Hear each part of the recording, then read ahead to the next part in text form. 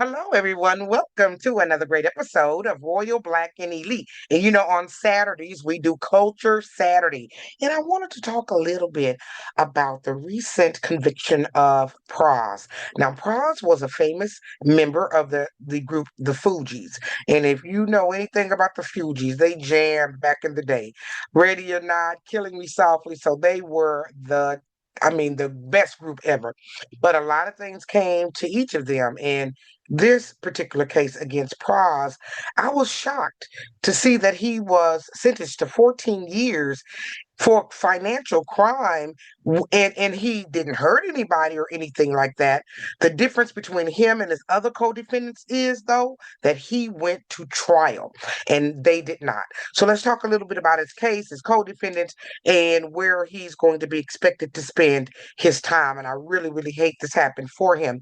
I want to welcome everybody to Royal Black and Elite. Of course, I'm Lady T. Hi, Royalers. Thank you all for joining. Hello, members. Hello. So glad to see you here. And if this is your first time, hello and welcome. I hope you find our lecture today interesting and find out a little bit more about this case. Now, Pras Michel was born on October the 19th, 1972 in Brooklyn, New York. Now, his parents were actually Haitian immigrants, and that's how they came up with the name Fugees. It was a little nod to his parents and their immigration status. And that's where he actually met Lauryn Hill and Wyclef Jean. So that's how they all came together. And in 1996, the Fugees released The Score. And they had Ready or Not, I just mentioned that, Killing Me Softly, and the Fugee Law song on there. 22 million copies of that music sold. Boy, I bet singers today and performers today wish they could sell this many records and actually get paid on that many records. So immediately, Pras became a multimillionaire. So we're not talking about a man who didn't have money, but what he did, and to me, they left him out there hanging. So we'll talk a little bit more about why I think that. So Pras' legal troubles began when the federal investigators connected him to a guy named J. Ho Lo. Now, this man was a Malaysian businessman, and he's accused actually of orchestrating one of the largest financial frauds in the world. It's called the IMDb scandal. Now, prosecutors allege that Pras accepted millions of dollars from J. Lo to influence U.S. politics.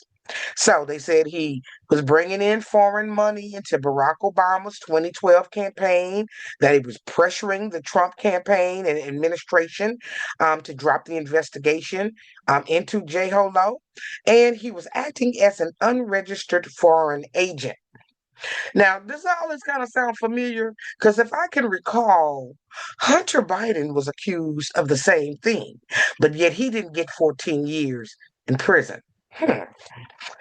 Y'all, in April 2023, after a very long, lengthy federal trial, Pras Michel was convicted on 10 criminal counts. They included conspiracy, witness tampering, money laundering, acting as an unregistered foreign agent, and campaign finance violation. Prosecutors argued that Pras received over 100 million, some press people say 200 million from J. Lo, and used the money for political contributions, influence campaigns, and personal spending. Now, Pras claimed he was simply an outsider. He was caught in a world of international politics and that he acted as a middleman, not a criminal. Of course, the jury decided different and gave this young man 14 years. Do you know, though, he was facing life? Now, that's what I'm saying. Hunter not in jail. Half of these other folk not in jail for doing this, but they put him in jail. And if you look around all of these cases going on around the country, a lot of Black people are in trouble for doing people's political bidding. The judge said that Pras did something that was deeply serious, and he described Pras as knowingly involved in a foreign influence scheme. So, as of now, Pras is expected to serve his time, of course, in a federal correctional facility. Some of them may be in New Jersey, the one Fort Dix, one in Connecticut, that's Danbury, or in Virginia, that's Petersburg Low. Now, all of these are low security prisons. So he won't be like locked down. But this is just horrible. 14 years. The man is already up in age. So I just really hate this is going on. Now, what happened to his other defendants? Well, J.O. Low got away with it. He is hiding in China, and he is one of the most wanted international fugitives. So that's what's going on with him. Elliot Brody. He was one of the major fundraisers for Donald Trump, and he also he pled guilty to illegal lobbying the Trump administration on behalf of J. Ho Low. He was pardoned with a full pardon in 2021. Nikki Loom Davis, she was sentenced to 24 months in prison, so only 2 years. She pled out. She's a businesswoman, and she was acting as an unregistered foreign agent.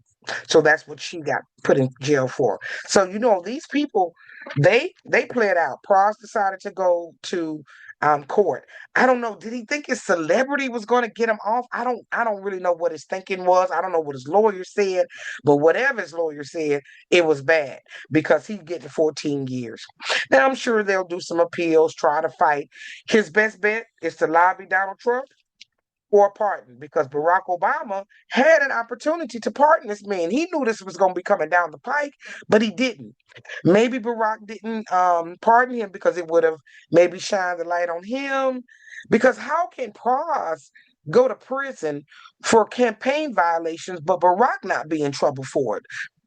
I don't understand. Maybe because he was the president. I don't know, but nevertheless, if you all out here want to get involved with politics, don't do nothing dirty. Don't be a middleman. Don't take money from anybody. Don't use your name. Don't put your name on the account. Because when it all comes out in the wash, you're going to be holding a 14-year sentence, just like Pras, who was a absolute musical genius. So this is a legendary fall. I hate to see it happen to our people like this. Let this be a lesson to anybody else who's trying to get involved in this kind of thing. So I want to thank you all for joining me for today's Culture Saturday. I hope you learned a lot about the case, kind of got a clear understanding about what happened. Pras was taking money from this man, J. Ho Low, and he was giving it to Barack Obama's campaign. And he wasn't putting it on his taxes. He was money laundering and all of this, allegedly. But now he's been found guilty of doing those things. So that's what he got in trouble for. But to me, it sounds familiar. So now, if you want to continue to learn some great Black history, you all log down below. Click, click, click. I've got some great lessons down there, over 200 videos. And I want to thank you also because I hit 49,000 subscribers. We're on our way to 50,000. You all are showing people how important Black history is. Because of you, these stories get out. So don't forget to like, share, and subscribe. Put your comments down below. Do you think he should have got 14 years? People who do really bad crimes don't even get 14 years. So tell me what you think down below. And they have a new feature called Hype. Hype that video, y'all. When you do that, it will drive it through the algorithm. So I thank you for taking some time out of your day to hear our, talk about Pras. Tell me what you think. And I'll see you on another great episode of Royal Black and Delete. Thank you for watching.